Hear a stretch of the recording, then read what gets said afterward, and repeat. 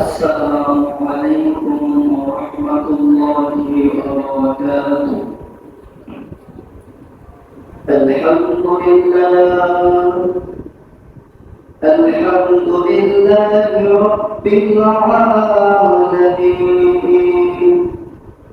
والعاقبة للمتقين، والصلاة والسلام على أشرف الأنبياء والمرسلين وعلى آله وأصحابه أجمعين। الحمد لله। আল্লাহ পাকের লাখো কোটি শুকরিয়া যে আল্লাহ পাক রব্বুল আলামিন দয়া করে মেহেরবানি করে আমাদেরকে জুমার নামাজ পড়ার জন্য মসজিদে আসার তৌফিক দান করেছেন। এই জন্য আমরা অন্তরের অন্তঃস্থল থেকে বলি আলহামদুলিল্লাহ। আল্লাহ রব্বুল আলামিন সূরা যারিয়াত 57 নম্বর আয়াতে ইরশাদ করেন, وَمَا خَلَقْتُ الْجِنَّ وَالْإِنسَ إِلَّا لِيَعْبُدُونِ। আল্লাহ রাব্বুল আলামিন পৃথিবীর জমিনে জিন এবং ইনসানকে তার দাসত্ব করার জন্য সৃষ্টি করেছে। শুধু মানুষের হিসাব হবে, কালকে আমাদের দিন অন্য কোনো জাতির হিসাব হবে না। এই চিন্তা ভাবনা যদি আমাদের অন্তরের মধ্যে থাকে, তাহলে আমাদের নিঃসন্দেহে ঈমান চলে যাবে। কথা বলেন ঠিক কিনা?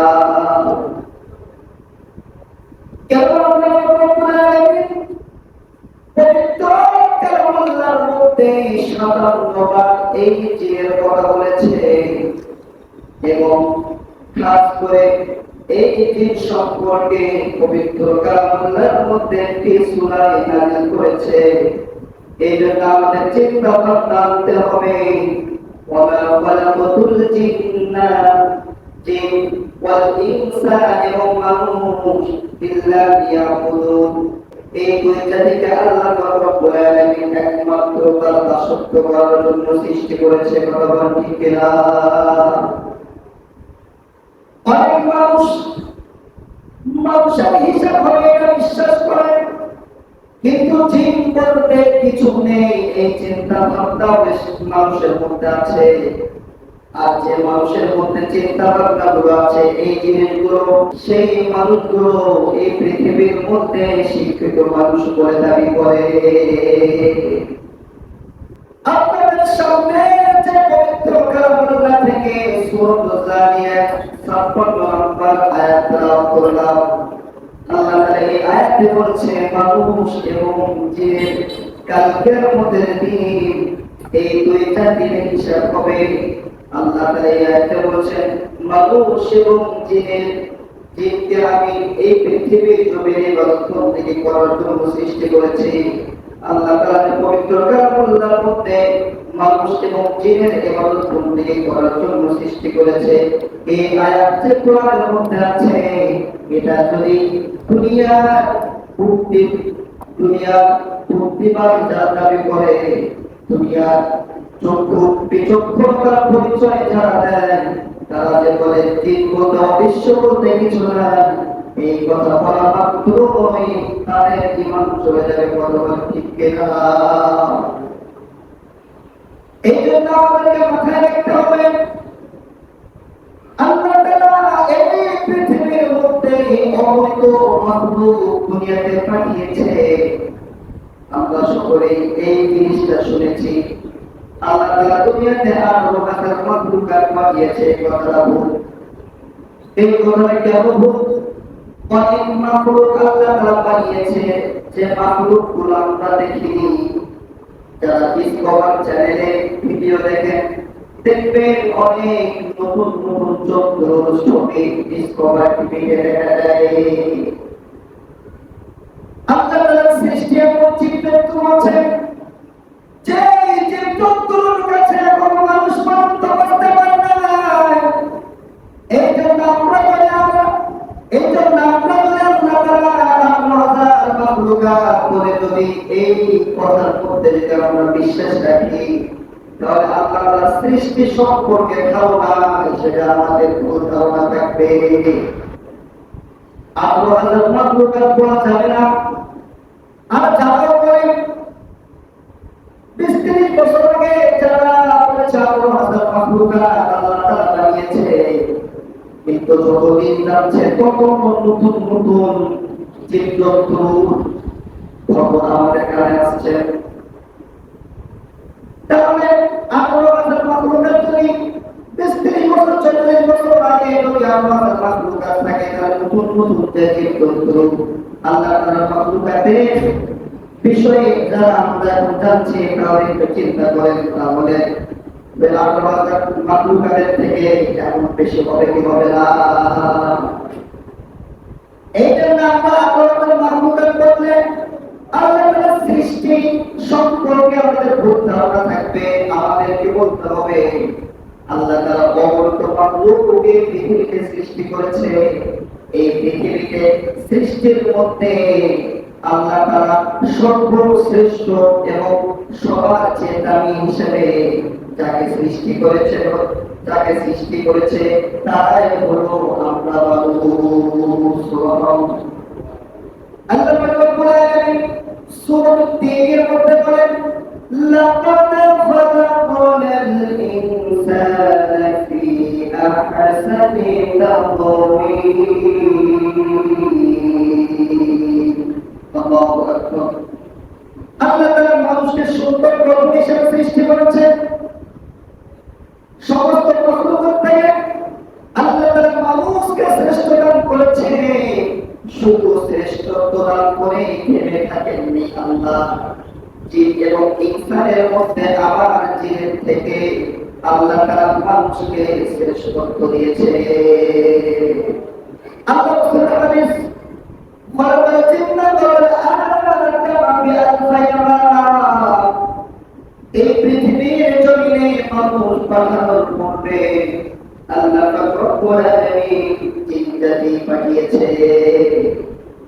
বিআলফাইয়া মানে 2000 বছর পূর্বে আল্লাহ তাআলা জিনজাতি পাঠিয়েছে। একটু চিন্তা করেন, দুনিয়াতে মানুষ প্রথম আসেনি, দুনিয়াতে সর্বপ্রথম জিন এসেছে। এই জন্য আমাদেরকে জিন সম্পর্কে ধারণা থাকতে হবে, কেউ ধারণা থাকতে হবে। এই জন্য ধারণা থাকতে হবে কেননা জিনের কথা কোরআনে আছে কিনা। কোরআন এবং হাদিস আমাদের জীবন চলার মাধ্যম। কোরআন এবং হাদিস যদি আমরা অনুসরণ যদি না করি, পরে পরে আমাদের বিপদ আছে কিনা।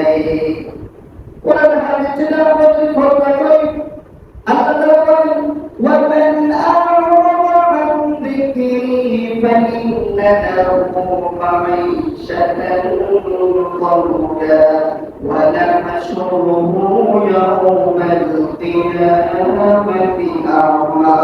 আল্লাহু আকবার।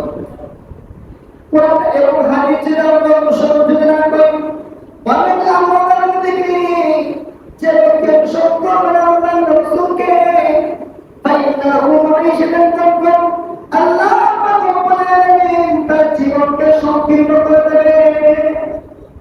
এই জন্য আমাদেরকে মাথায় রাখতে হবে আল্লাহ তাআলার ইবাদত বন্দেগী করার ক্ষেত্রে কোরআন কি বলে, হাদিস কি বলে, কোরআনে কি আছে, হাদিসে কি আছে, মুমিন হিসেবে সবার জানা দরকার আছে কি নাই। আমরা সকলে বলি জিন এক প্রকার ভূততা, জিনের মধ্যে অনেক প্রকার আছে।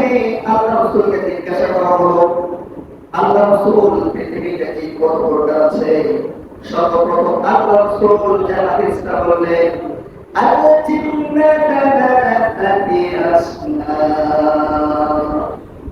আল্লাহ রাসূল বললেন জিন প্রধানত 3 প্রকার।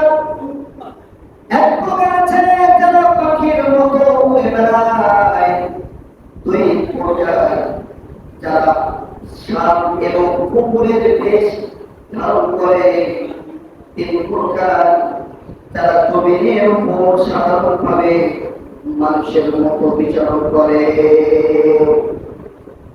তাহলে সর্বপ্রথম রাসূল তিন প্রকার বলেছেন, পাখির মতো ডানা উড়ে বেড়ায়।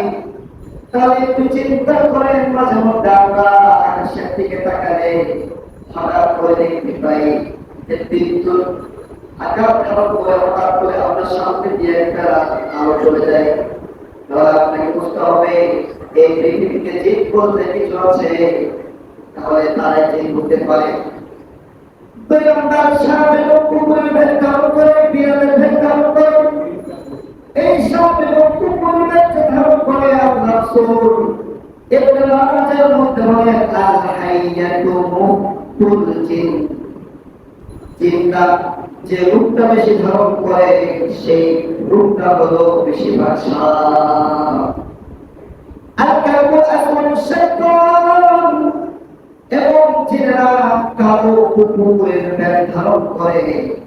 আমাদের কুকুর এবং বিড়াল দেখলে এবং সাপ দেখলে যদি আপনার ক্ষতি যদি না করে, তাহলে তার উপর আক্রমণ করার কোনো প্রয়োজন নেই।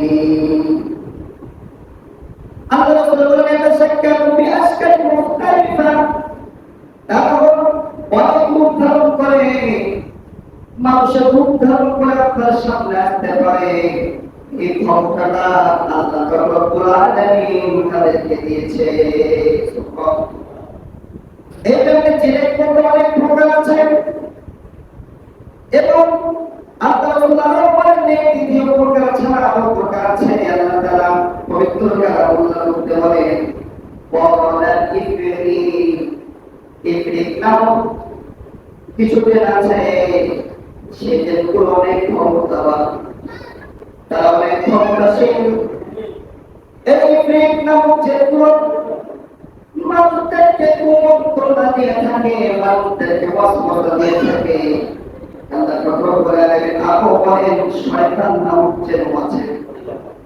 তাহলে তিন প্রকার থেকে ইফরিত, আবার তারপর শয়তান, ইবলিস। ইবলিস নামক শয়তান, ইবলিস নামক শয়তান মানুষ থেকে থাকে। ইবলিস হিসেবে আল্লাহ তাআলা সাব্যস্ত করেনি, সে মূলত জিন ছিল। আল্লাহ রাব্বুল আলামিন তাকে আদম আলাইহিস সালামকে সৃষ্টি করার পরে ইবলিসকে বলা হয়েছিল, তুমি সিজদা করো। তখন ইবলিস আল্লাহকে চুপ করে গেল। আল্লাহকে বলতে লাগলো, আল্লাহ আপনারা বলতে আগুন উপরের দিকে যায়, আগুন উপরের দিকে যায়, আমি কেন নিচের দিকে যাব? আমি আগুন হয়ে কেন মাটিকে সিজদা করব? যখন এই যুক্তি দিল, তখন আল্লাহ রব্বুল আলামিন তার নামটা নেককারদের কথা থেকে নামটা কেটে আল্লাহ রব্বুল আলামিন অবিশুদ্ধ শয়তান হিসেবে সাব্যস্ত করবে। এইটাতে শয়তান নামক জিন আছে কি নাই? অবশ্যই আছে। এই জিনগুলো মানুষকে সবসময় কুমন্ত্রণা দেয়, কিভাবে মানুষদেরকে ইসলাম থেকে সরে কিভাবে তার পথে নেওয়া যায়, সবসময় তার এই চিন্তা ভাবনা।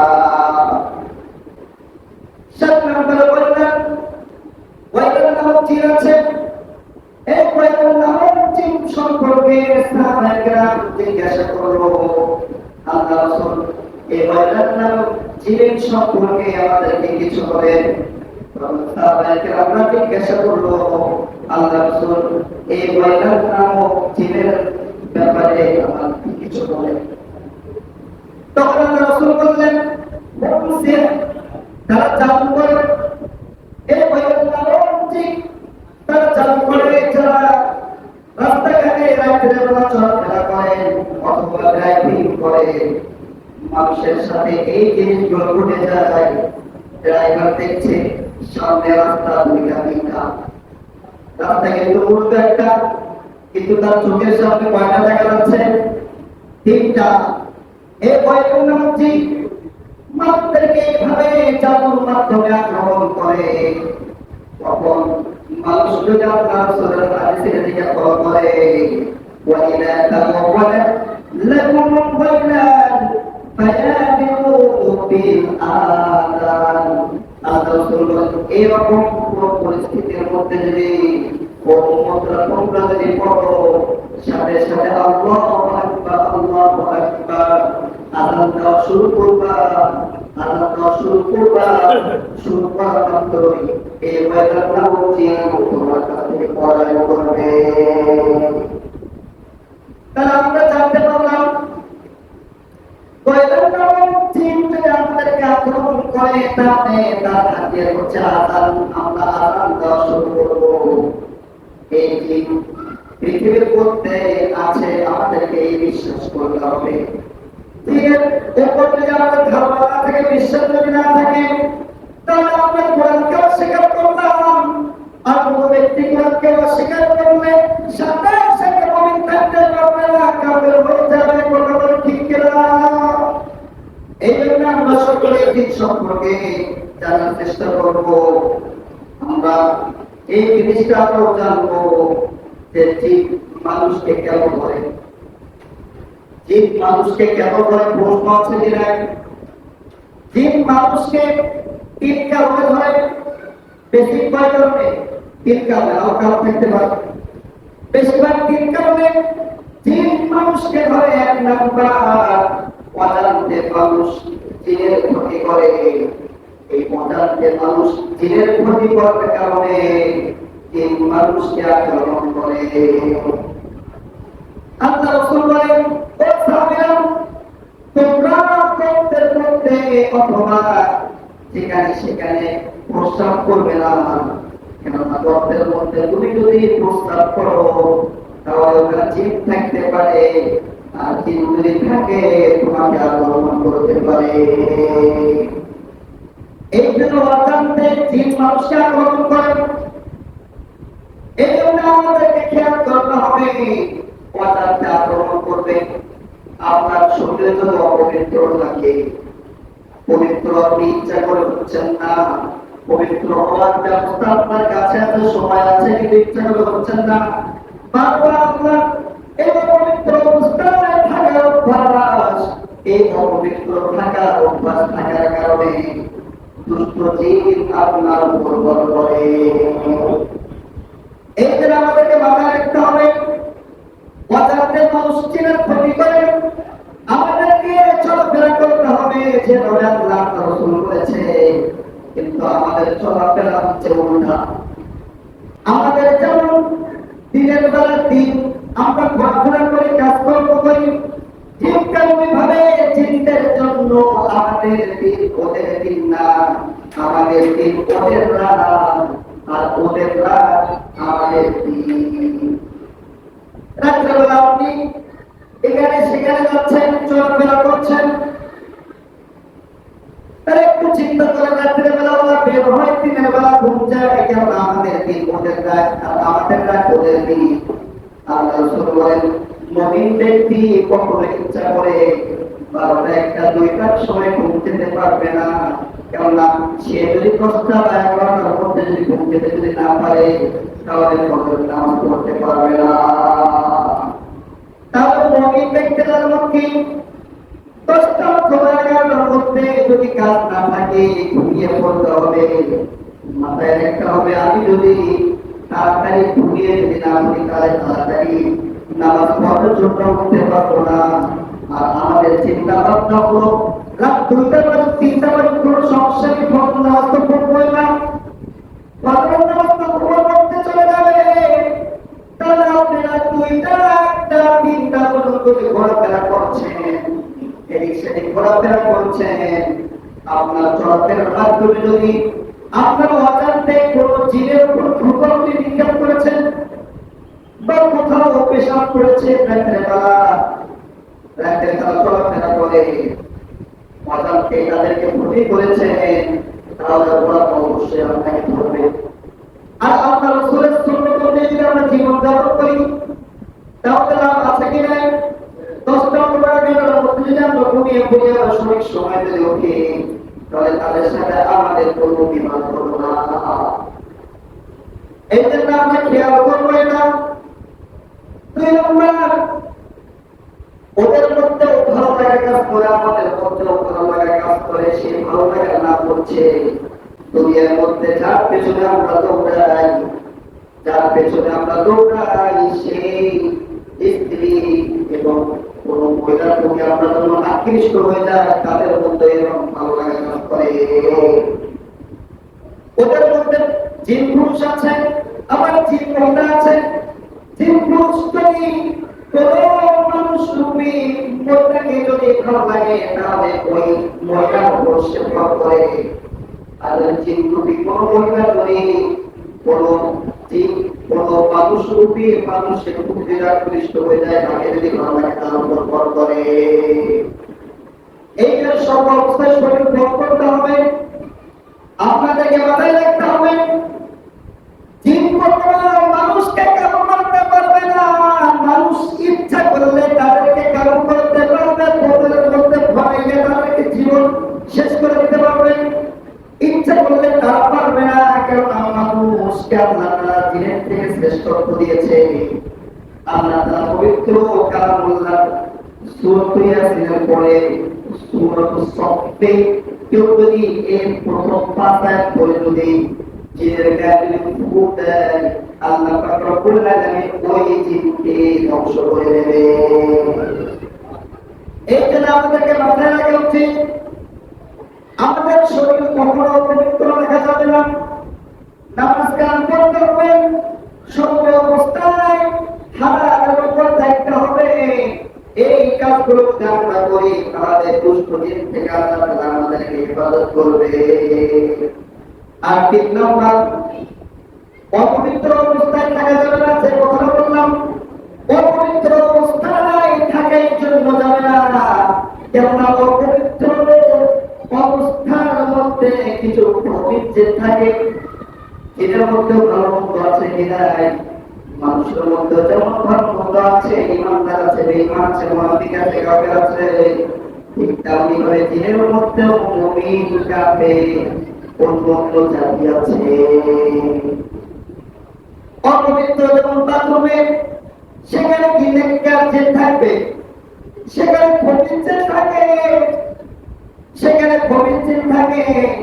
জিন যেন না ধরে তা আউট, জিন না ধরে আউট। ১ নম্বর, প্রস্রাব পায়খানার মধ্যে যখন আমরা ঢুকবো তখন আমরা দোয়া করে ঢুকবো।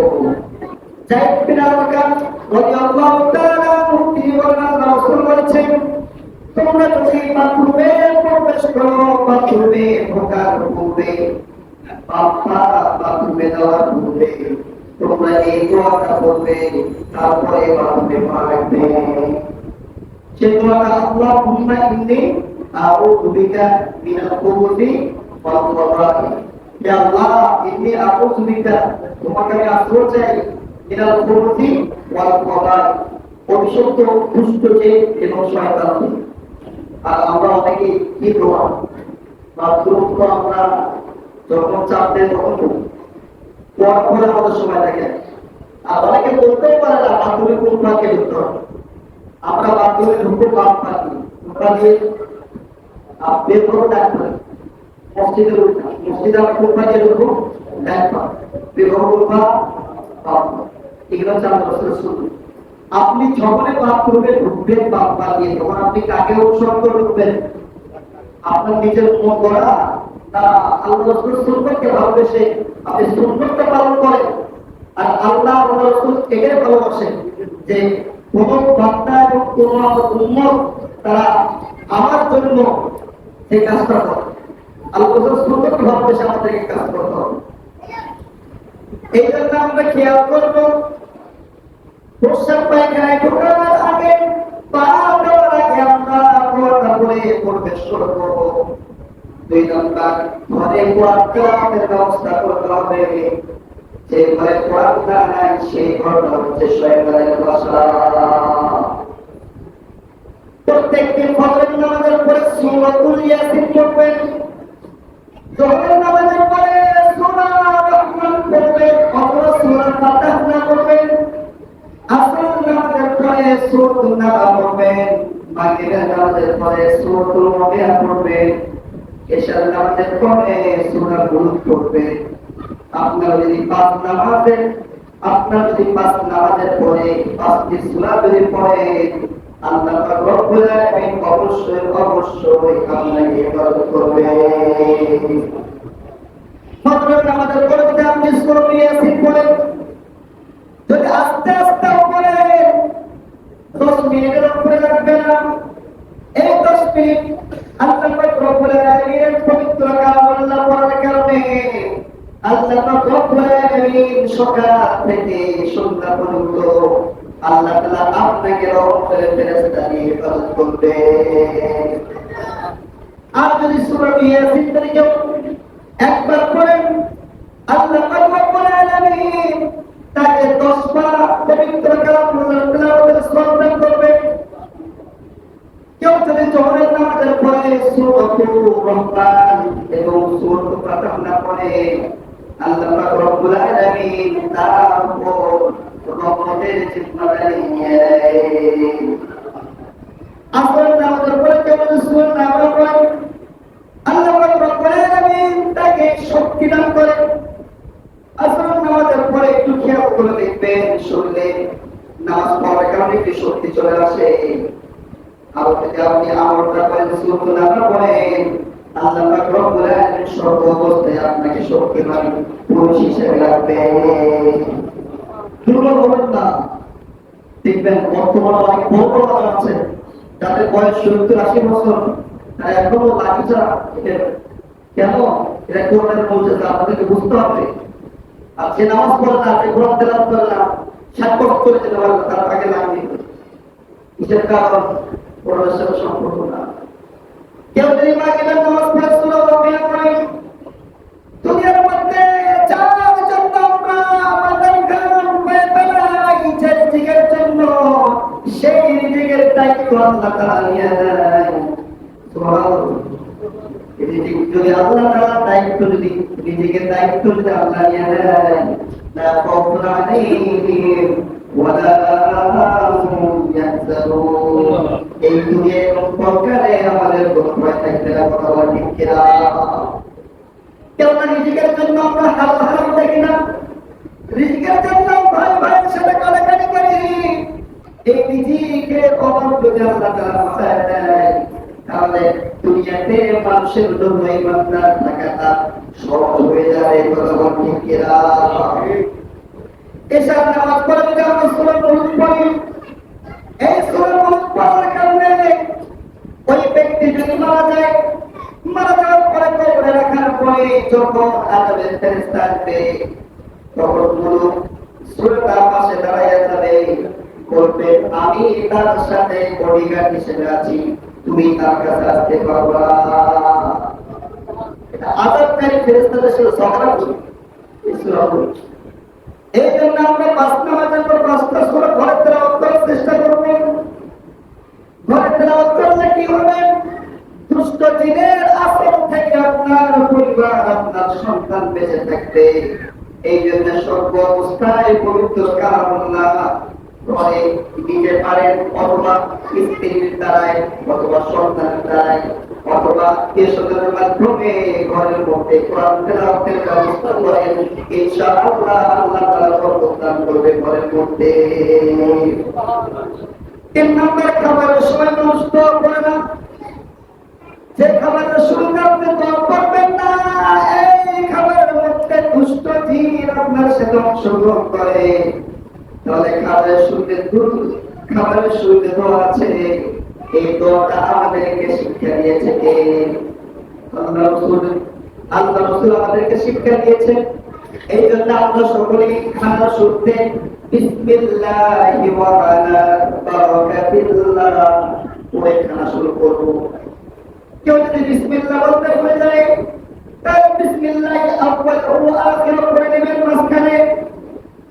আর যদি সামনে খাবার আসে একটা দোয়া আছে, আল্লাহুম্মা বারিক লানা মা রাযাকতানা ওয়া কিনা আযাবান্নার। এই জন্য দোয়াগুলো চেয়ে দিবেন। দুধ খাচ্ছেন, এটা কামিয়াবত। দুধ খাওয়ার শুরুতে দোয়া আছে কিনা? আল্লাহুম্মা বারিক লানা ফি ওয়াসিদানা আমিন। বাথরুমে প্রবেশ করছেন, বের হচ্ছেন, ঘুম যাচ্ছেন, ঘুম থেকে উঠছেন, ঘরে প্রবেশ করছেন, ঘর থেকে বের হচ্ছেন, রাস্তাঘাটে চলাফেরা করছেন, সব জায়গায় দোয়া থেকে নাই। এই জন্য আমরা খাবারের সময় দোয়া করবো। খাবারের সময় যদি দোয়া না করি, কোন শত্রু শয়তান দুষ্ট জিনগুলো আমাদের খাবারের মধ্যে অংশগ্রহণ করে। এই জন্য দুষ্ট জিন থেকে যদি আমরা বাঁচতে চাই, তাহলে আমাদেরকে দোয়া করতে হবে। 4 নম্বরে জনবহুল স্থানে একাকী যাওয়া যাবে না। অনেকজন বাহাদুরের মতো কথা বলে রাত 3টার সময় কর্মস্থানে যাবো তোর কি। এখন যদি দুষ্ট জিন যদি আপনাকে আক্রমণ করে, আপনি যদি দুষ্ট জিনিসটা যদি মোকাবেলা করতে যদি না পারেন, তাহলে ওখানে আপনাকে শেষ করে দেবে। কথা বলা ঠিক কিনা? এই জন্য জনবহুল স্থানে একাকী যাওয়া বাহাদুরি করবেন না। রাত্রেবেলা একাকী হাঁটার চেষ্টা করবেন না। যদি আপনাকে যদি মরতে দেয়, কত দিনের সময় লাগবে না। মানুষের দিকে তিনি শক্তি বেশি, কিন্তু জিনকে আক্রমণ করার মানুষের শক্তি বেশি, কিন্তু মানুষগুলো জানে না। এই জন্য বাহাদুরি মতো কথা বলে বিরল হওয়ার কোনো প্রয়োজন নাই। আগে থেকে সচেতন হতে হবে। সেখানে মানুষজন নাই, নিরিবিলি পরিবেশ, রাত্রিবেলা ভূমিকাতে একাকী হয়ে যাওয়ার প্রয়োজন নেই। বাচ্চাদেরকে দুপুরবেলা এবং সন্ধ্যার সময় ঘর থেকে বের হতে দিবেন না। দুপুরবেলা এবং সন্ধ্যার সময় দুষ্ট জিনেরা ঘোরাফেরা করে, ওই সময় সুন্দর সুন্দর বাচ্চাদেরকে খারাপ জিনেরা ঘোরা করে। এই জন্য দুপুরবেলা এবং সন্ধ্যার সময় বাচ্চাদেরকে বের হতে দিবেন না। সন্ধ্যার পর বাচ্চাকে ঘরে রাখবেন, এখানে পড়ো। এবং আরেকটা করণীয় কাজ করবেন, 4 গুণ করবেন। সূরা কাফির, সূরা ইখলাস, সূরা ফালাক, সূরা নাস এবং সূরা ফাতিহা। এই 5টা সূরা পড়ে হাতের মধ্যে ফুল দিয়ে আপনার বাচ্চার শরীরটা একটু মোড়ায় দিবেন। আপনাদের বাচ্চার সমস্যা হবে, আমাদের কাছে দৌড়ান। আমাদের কাছে কেন দৌড়ান হয়? আপনারা নিজেরা কোরবানের 4 গুণ করবেন সূরা ফাতিহা পড়ে। আপনার বাচ্চাদের শরীরে পড়বে, আপনার বাচ্চার শরীরটা কম হয়ে যাবে। কোনো কুদৃষ্টি, কোনো খারাপ জিন আপনার বাচ্চার উপর আক্রমণ করতে পারবে না। আয়াতুল কুরসি পড়তে পারে, আয়াতুল কুরসি পড়তে আরো আয়াতুল কুরসি যদি না পারে, যে তাই বললাম সূরা ফাতিহা আপনার বাচ্চার শরীরে পৌঁছবে, ইনশাআল্লাহ সব নজর থেকে আল্লাহ তাআলা কাটা দিবে। এই জন্য জিন্নাত হলে আমরা এই কথা বললাম, আপনারা মনে রাখবেন। তারপরে আমরা যে বিষয়গুলোর উপর আমরা অজ্ঞতা, আমরা প্রভাব দেই। আপনাদেরকে যদি প্রশ্ন করে ইসরায়েলের হায়াত কেমন পাই, আমরা তো মানুষের হায়াত সম্পর্কে জানি। এক সময় মানুষও হায়াত পেয়েছিল 500 বছর, 600 বছর, 800 বছর। এখনকার মানুষ কি এরকম হায়াত পায়? 60 থেকে 70 বছর অথবা 80 বছর। এই জিনের হায়াত সম্পর্কে কোরআন এবং হাদিসে কোথাও নেই যে নির্দিষ্ট কোনো সীমাবদ্ধ হায়াত তারা পায়। কিন্তু কোরআন এবং হাদিসের দিকে খেয়াল করলে ধারণা করা যায় যে তারা হায়াত কিরকম। কিন্তু এটা নিঃসন্দেহে তারা মানুষের থেকে হায়াত বেশি, এর মধ্যে কোনো সন্দেহ। তারা মানুষের থেকে হায়াত বেশি। এই সম্পর্কে আমরা বর্ণিত আল্লাহ রাসূলের সাথে তিনি যখন মুসাফির করছে, পাহাড়ের পাশে এক বৃদ্ধ লোককে দেখতে পেয়ে আল্লাহ রাসূল তার কাছে চলে গেল, গিয়ে বললেন, আপনার কি অবস্থা? আল্লাহ রাসূল তো চিন্তা করেন, আল্লাহ রাসূল শুধু মানুষের নবী না জিন্দের নবী? আল্লাহ রাসূল পুরা 8000 মাখলুকাতের নবী। আল্লাহ রাসূল দেখে চিনতে পেরেছে ওই লোকটা বিদ্যুৎটা কাঁপছে। আল্লাহ রাসূলকে জিজ্ঞাসা করলো, আপনার কি অবস্থা? তখন ওই ব্যক্তি বলতে লাগলো, আল্লাহ রাসূল আপনার সাথে দেখা করার জন্য আল্লাহ আমাকে বেছে রেখেছে। তখন আল্লাহ রাসূল জিজ্ঞাসা করলো, তোমার বয়স কত? তখন চিন্তা লাগলো, আল্লাহ রাসূল আমি নির্দিষ্টভাবে আমার বয়সটা বলতে পারবো না, কিন্তু আমি আপনাকে বলতে পারি, আপনি গণনা করে নিতে পারেন। যখন কাবিল তার হাবিল ভাইকে মেরে ফেলে, তখন আমি ছোট ছিলাম, আমি উৎপাত হয়েছিলাম, তখন কেবলমাত্র ওই ঘটনাটা আমার মনে আছে। তার একটু চিন্তা করেন, কাজে যখন হাবিলকে মেরে ফেলে কত বছর চলে গিয়েছে, সঠিক হিসাব আমরা কিন্তু দিতে পারবো না, কিন্তু আলাদা আছে কিনা। তাহলে একটু চিন্তা করেন, তার হায়াতটা তাহলে কেমন করে দিয়েছে। তখন আমরা রাসূল জিজ্ঞাসা করলো, তাহলে এখন তোমার কি অবস্থা? আমার সাথে দেখা করার পর তোমাকে আরো কিছু দেখা যায়। তখন ওই চিন্তা বলতে লাগলো, আল্লাহ রাসূল, দুনিয়ার শুরু থেকে যত নবী আসছেন সব নবীদের সাথে আমার প্রায় সাক্ষাৎ হয়েছে। হযরত নূহ আলাইহিস সালামের সময় আমি তাকে মন্ত্রণা দিতে গিয়েছিলাম, তখন নূহ আলাইহিস সালাম আমাকে চিনতে পেরেছিল। চিনতে পাওয়ার পরে আমাকে হিদায়াতের কথা বলেছিল। তখন আমি নূহ আলাইহিস সালামের কথাগুলো শোনার পরে আমি ইমানদার হয়েছি আর বেঈমানের পথ ছেড়ে দিয়েছি। তখন নূহ আলাইহিস সালামের সাথে দীর্ঘদিন ছিলাম, তিনি যখন মারা গিয়েছে তারপরে ধারাবাহিকভাবে নবীরা যখন দুনিয়াতে আসতে শুরু করেছে, হযরত মুসা আলাইহিস সালাম, হযরত ইউসুফ আলাইহিস সালাম সমস্ত নবী রাসূলের সাথে প্রায় ছিল। ঈসা আলাইহিস সালামের সাথে ছিলেন। সেই সময় ঈসা আলাইহিস সালামের একটা দাওয়াত ওই জিনটা রাসূলকে দিতে বলেছিল। সেই দাওয়াতটা হলো, তুমি শেষ নবী হযরত মুহাম্মদ সাল্লাল্লাহু আলাইহি ওয়াসাল্লাম পর্যন্ত যদি হায়াত পাও তাহলে আমার সালামটা তাকে দিয়ে দিবা। তখন ওই জিনটা যখন আল্লাহ রাসূলকে সালাম দিল, তখন আল্লাহ রাসূল ঈসা আলাইহিস সালামের জন্য দোয়া করলো যে আমার ভাই ঈসা আলাইহিস সালামের উপর আল্লাহ তাআলা খাস রহমত। সুবহানাল্লাহ। তাহলে একটু চিন্তা করেন, এখান থেকে বোঝা যায় জিনেরা হায়াত বেশি পায়। এবং বর্তমান আমাদের যে অবস্থা, মানুষের অবস্থা, এই মানুষের থেকে জিন হাজার গুণে ভালো আছে। আল্লাহ রাসূল সাহাবায়ে কেরাম কে নিয়ে যখন মদিনার পথে যখন চলছে, পথের মধ্যে নাকা, জায়গার নাম কি? নাকা। এই নাকা নামক জায়গায় আল্লাহ রাসূল নামাজ পড়া শুরু করলেন। নামাজ পড়ার পরে একদম জিনকে দেখতে পেল, তারা চোখের পানি টপ টপ করে ফেলছে। এই ঘটনাগুলো আল্লাহ রব্বুল আলামিন সূরাতুল জিনের প্রথম আয়াতে আল্লাহ বলে দিয়েছে, قُلْ أُوحِيَ إِلَيَّ أَنَّهُ اسْتَمَعَ نَفَرٌ مِّنَ الْجِنِّ فَقَالُوا إِنَّا سَمِعْنَا قُرْآنًا عَجَبًا। আল্লাহ রাসূল যখন নামাজের মধ্যে কোরআন তেলাওয়াত করেছেন, ওই চেহারা কোরআন তেলাওয়াত শুনে টপটপ করে চোখের পানি ফেলিয়েছে। নামাজ শেষ করার পরে আল্লাহ রাসূল যখন জিজ্ঞাসা করেছিল, তখন ওই দুষ্ট জিনের দলটা বলতে লাগলো, সামি'না কুরআনান আজাবা, আমরা কি শুনলাম, শুনে আমরা হতভম্ব হয়ে গেলাম। এমন তেলাওয়াত শুনলাম, সামনে আর অগ্রসর হতে পারলাম না। আপনার সাথে কথা বলার জন্য আমরা দাঁড়িয়েছি। নামাজ শেষ করার পরে আল্লাহ রাসূল পরিচয় দিল, আমি আব্দুল্লাহ ছেলে মুহাম্মদ, আল্লাহ আমাকে শেষ নবী হিসেবে পাঠিয়েছে।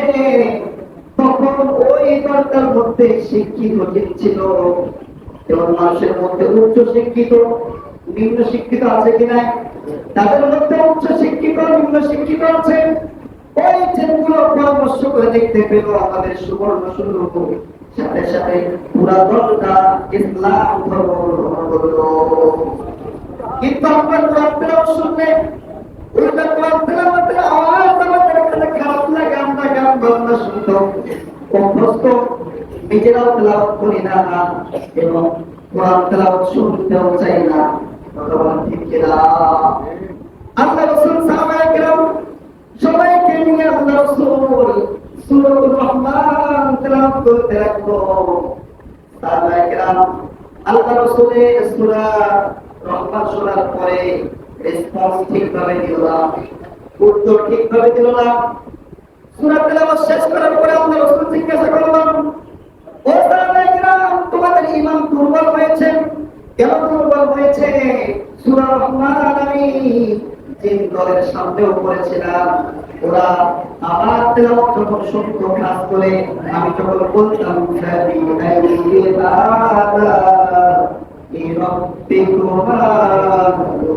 তাসলিমা। এই আয়াতটা যখন আমি পড়তাম, এই আয়াতের অর্থ হচ্ছে, ও মানুষ, ও জিন, তোমরা আমার কোন কোন নিয়ামতকে অস্বীকার করবে।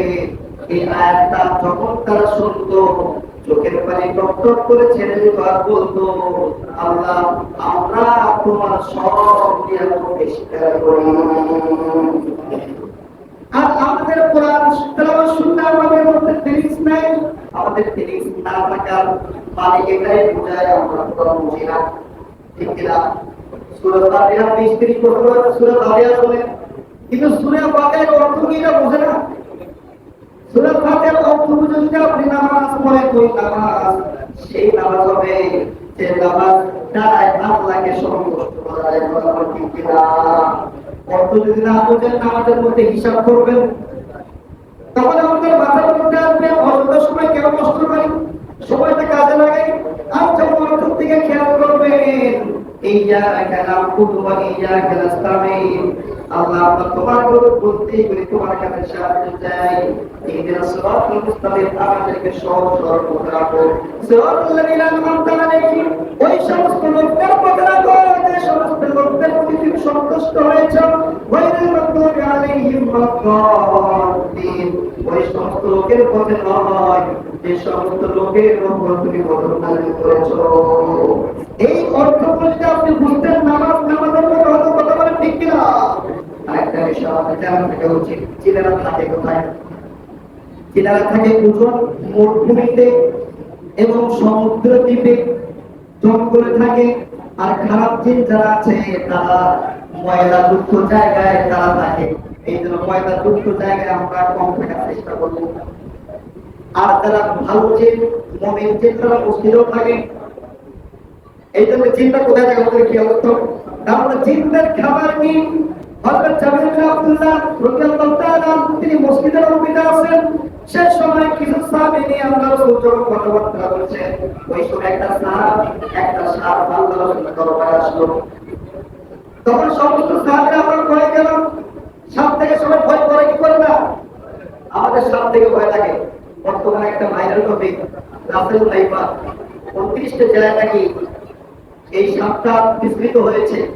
আমরা সাপের ভয় করি যে কোন পাশে কখন সাপ এই রাসেল ভাইপারের জায়গা হয়, আমরা আতঙ্ক হয়ে যাই, এখন থেকে সতর্ক হয়ে যায়। কিন্তু জাহান্নামের আগুন আমাদের জন্য অপেক্ষা করছে। কেউ জাহান্নামের আগুন সম্পর্কে এই কথাটা তো ভাইরাল হয় না যে ভাই মৃত্যু হলেই জাহান্নামে জ্বলতে হবে, সেই দিকে মানুষের কোনো খেয়াল নাই। সামান্য একটা সাপের কারণে যেটা আমাদের ভয় চলে আসে, ভয় আসার কারণে আমরা এটা ভাইরাল করে দিই, আমরা বলা বলে বেশি করি। যে জিনিসটা আমাদের আরো এর থেকে ভয় করছে জাহান্নামের আগুন, সেই জিনিসটাকে আমাদের সচেতন না। যেমন এই সাপটা সম্পর্কে যত আলোচনা হয়েছে, আমরা একটু সতর্ক হয়েছে। জাহান্নাম সম্পর্কে যদি মানুষের মুখে মুখে যদি থাকতো, মানুষ আরো সতর্ক বেশি হতো না, কম হতো? অবশ্যই বেশি।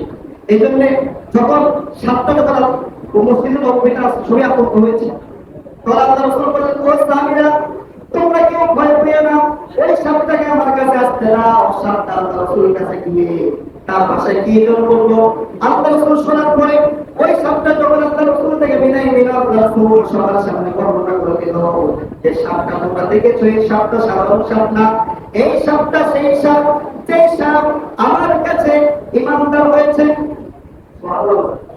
এবং এই সাপটা আমার কাছে যে বিচারটা নিয়ে আসছে, আল্লাহ রাসূলকে বলল, আল্লাহ রাসূল, তোমার উম্মতরা যেন শুকনা করো এবং শুকনা হাত দিয়ে যদি ইস্তেঞ্জা না করে। আগেরকার জামানায় এটা বেশি ছিল, ঠিক না? এখন তো আধুনিকতা যুগে এখন এই জন্য শুকনা করো হাত দিয়ে ইস্তেঞ্জা করা যাবে না। কেন করা যাবে না? আল্লাহ রাসূল এটাও বলে দিলেন। আল্লাহ রাসূল বলে দিলেন, তোমরা যে মাংসকে হাত দিতে ফেলে দাও, তোমরা যদি যে খাবারটা বিসমিল্লাহ বলে খাও, খেয়ে যদি ওই মাংসটাকে হাত দিতে ফেলে দাও, আল্লাহ রব্বুল আলামিন ওই খালি হাতটিটার মধ্যে মাংসে পরিণত করে দেয়। তাহলে ওই খালি হাতটির মধ্যে মাংস লাগাই দেয় কে? আল্লাহ। যে খাবারের শুরুতে বিসমিল্লাহ বলা হয়, এই জন্য আমরা খাবার বিসমিল্লাহ বলে খাবো এবং ওই মাংসটা হাড্ডিটা যেখানে সেখানে ফেলাবো না। যেখানে সেখানে ফেলানো যাবে না। যেখানে সেখানে ফেলালে আপনার জিনের আশ্রয় আপনার ঘরের মধ্যে করতে পারে। এবং আমরা খাবারে খেয়ে চর্বি দিয়ে খেয়ে আমরা গামছা দিয়ে হাত মুছি, এটা করবেন না। চর্বি খাবার দিয়ে আপনি হাতটা ধুয়ে ফেলবেন, আপনি গাছের মধ্যে যখন বুঝবেন তখন ওখানে দুষ্ট জিন এবং জিনরা ভালো চিন্তা আসতে পারে, ওই চর্বির ঘ্রাণ ওদের কাছে সবচেয়ে প্রিয়, তখন আপনার ঘরের মধ্যে তাদের বসবাস হতে পারে। এই জন্য আমরা এই খাবার যখন আমরা খাবো বিসমিল্লাহ বলে খাওয়ার চেষ্টা করবো। বিসমিল্লাহ বলে যদি খাবার যদি আমরা না খাই তাহলে এখানে দুষ্ট দিনে আক্রমণ করতে হয়। আরেকটা জিনিস আমাদেরকে মাথায় রাখা দরকার যে আমাদের প্রত্যেকের সাথে কিন্তু জেন আছে। আল্লাহ রাসূল আরেকটা হাদিস থেকে আমরা এটা বুঝতে পারি, মা মিনকুম মিন আহাদিন ইল্লা ওয়া ক্বাদ উকিলা বিহি কারীনুহু মিনাল জিন। আল্লাহ রাসূল বলেন আমার সাথে একটা জিন আছে, তোমাদের প্রত্যেকের সাথে একটা জিন আছে, সেই জিনটার নাম হচ্ছে কারীনুহু মিনাল জিন। সেই জিনটার নাম হচ্ছে কারীন। কিন্তু আমার সাথে যে জিনটা আছে সেই জিনটা আমার কাছে মুসলমান হয়েছে। আল্লাহ রাসূলের কাছে যে জিনটা আছে সেই জিনটা কি হয়েছে? মুসলমান হয়েছে। যার কিছু আলোচনা হয়েছে আল্লাহ তাআলা আমাদেরকে আমল করার তৌফিক দান করুন। ওয়া আখির দাওয়ানা আলহামদুলিল্লাহি রাব্বিল আলামিন।